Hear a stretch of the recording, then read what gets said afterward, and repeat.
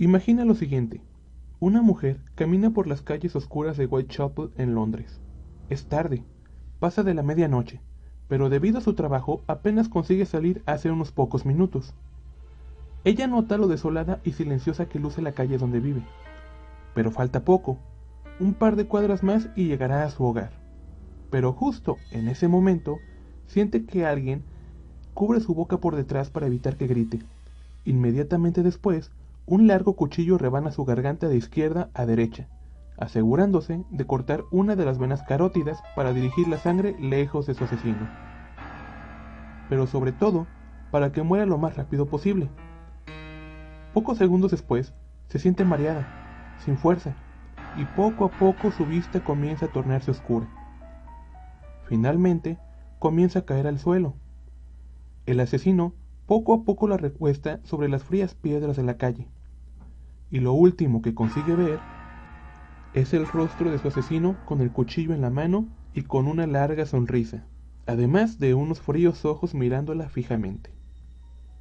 Lamentablemente, jamás podrá decirle a la policía de quién se trata. Acaba de ser víctima de Jack el Destripador, y esta es su historia. Pero antes de comenzar, permíteme recordarte que para estar al tanto de nuestros videos semanales, debes de dar clic sobre aquel botón que dice suscribirse. Y, si te gustó nuestro video, no olvides darle me gusta.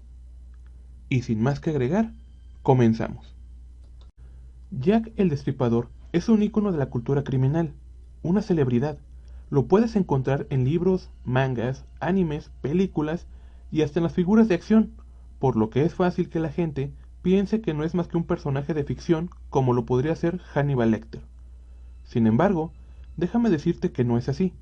Jack el Destripador fue real, y por unos meses se transformó en una pesadilla en Londres. Y por eso te vamos a contar su historia. Whitechapel, en Londres, fue, durante mucho tiempo, la zona más marginada de Londres. Una zona donde abundaban los ebrios, los asaltos, vagabundos y, claro está, los asesinatos. Aunque la mayoría de estos se trataban de asaltos fallidos, venganzas por robos y algunos crímenes pasionales, pero nada tan depravado y sádico como lo que estarían a punto de presenciar. Todo en apenas 1,5 kilómetros de Londres. Una noche, cerca de la 1 de la mañana, la policía de Londres estaba haciendo su habitual recorrido de cada media hora, cuando se encontraron con una mujer acostada, con la falda totalmente levantada, al punto de que cubría su pecho y su rostro. El oficial supuso que estaba ebria, y estuvo a punto de dejarla tirada ahí. No era raro que una mujer pasada de copas se durmiera en la calle de forma tan vulgar, pero hacía demasiado frío como para dejarla expuesta ahí. Lo último que el oficial quería era un regaño por permitir una muerte por hipotermia que era fácilmente evitable. Así que tomó su tonfa y le dio un ligero golpe en la pierna, mientras le decía que fuese a un lugar menos frío. La mujer no contestó. Esta vez, visiblemente más molesto, el oficial bajó la falda con la tonfa para cubrir un poco a la mujer, y entonces se dio cuenta que habían intentado decapitar a aquella persona. De hecho, casi lo lograban. La cabeza estaba unida a su cuerpo apenas por algunos ligamentos, y con un charco de sangre que estaba creciendo a su alrededor. La mujer tenía poco tiempo de haber sido asesinada. El oficial soltó un pequeño grito por la impresión y rápidamente corrió hasta la estación de policía para informar sobre el hallazgo. Cuando el cadáver fue llevado con los médicos, comenzaron a hacer las primeras investigaciones. Primero, el nombre de la víctima. Ella se llamaba Mary Nichols y solía dedicarse a vender periódico hasta que descubrió una infidelidad de su marido, por lo que decidió separarse de él. Aunque claro, por aquella época era casi imposible para una mujer pedir el divorcio, mucho menos obtener algún beneficio en el remoto caso de que se concediera tal cosa. Por lo que Mary terminó en las calles, aceptando trabajos mal pagados, casi de miseria, y tratando de conseguir dinero suficiente para pagar una cama en algún refugio para pobres. Pero aquella noche, Mary no consiguió ningún trabajo, y las pocas monedas que tenía disponibles aquel día las usaría para comprar un trozo de pan y una taza de café, el único alimento que ingeriría en todo el día. Por lo que al llegar al refugio, trató de negociar con el dueño del lugar, pero como respuesta fue echada a patadas. Hora más tarde, su cuerpo sería encontrado con su cabeza apenas unida al cuerpo, y según los reportes forenses, el cuerpo también sería abierto con una precisión casi quirúrgica, en un intento por llegar hasta los órganos de aquella pobre mujer. Quizá, por la falta de tiempo, no había logrado eso. Es probable que aquel policía haya pasado justo en medio de aquella tenebrosa labor. Esa misma mañana, la policía iniciaría sus labores de investigación para tratar de dar con alguna pista. Afortunadamente, darían con alguna, o al menos eso pensaban.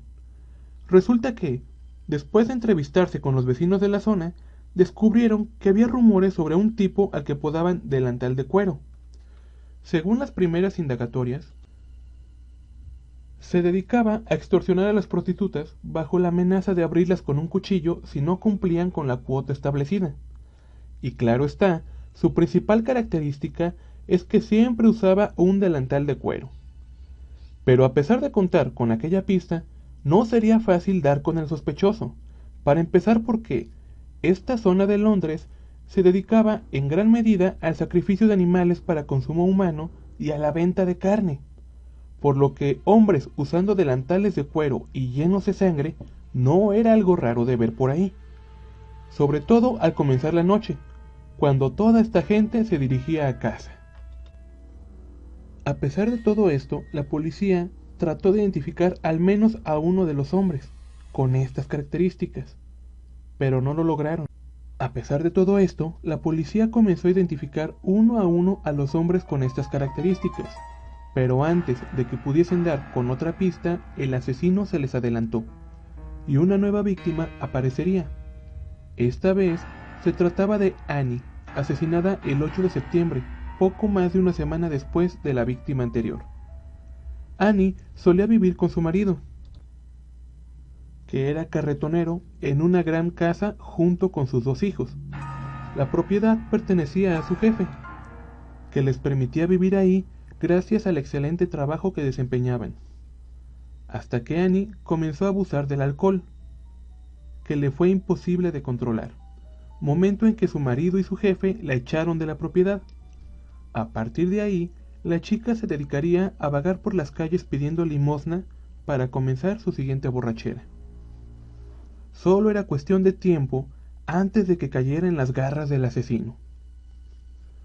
Al igual que la chica anterior, Annie fue encontrada por la policía y las heridas eran similares a las de Mary, pero en esta ocasión Jack se había dado tiempo para escalar un poco más en su nivel de violencia, tal vez como burla contra la autoridad.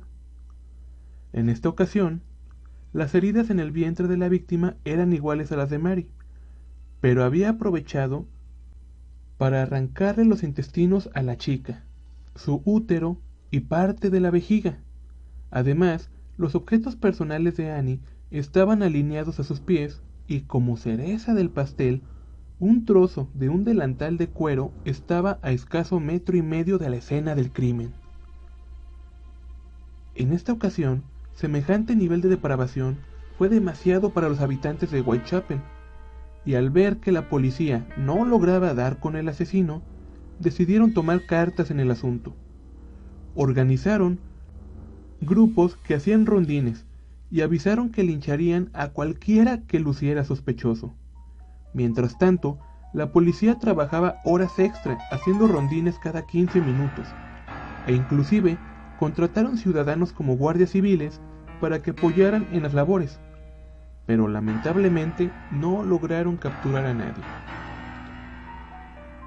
Hasta que días más tarde, en un golpe de suerte, dieron con Delantal de Cuero, y tal como decían los rumores de este hombre, se dedicaba a amenazar a las prostitutas con abrirles el vientre si no pagaban la cuota establecida. Cuando el hombre fue arrestado, admitió haber extorsionado a las prostitutas, pero negó haberles hecho daño. De hecho, tenía coartadas comprobables para demostrar su inocencia. al grado de que un juez le dejó libre al verificar la veracidad de las declaraciones. La policía inglesa sintió cómo el mundo se le venía encima. Ya no solo los habitantes de Whitechapel tachaban a la policía de incompetente, también comenzaban a hacerlo el resto de Londres. El cuerpo de policía comenzaba a desesperarse, pero aún así crearon una nueva teoría. Basándose en los órganos extraídos a la víctima, sospecharon que el asesino debía ser un médico o un estudiante de medicina que dejara la facultad. Tal vez un barbero. Recuerden que los barberos hacían de dentistas en aquella época. O quizá algún carnicero. Alguien que tuviese conocimiento básico de anatomía humana. Y nuevamente se pusieron a trabajar. Y esto ha sido todo por el día de hoy. Por favor, esperen la segunda parte el día de mañana. Yo soy Roland y esto ha sido Ravenworld. Hasta la próxima.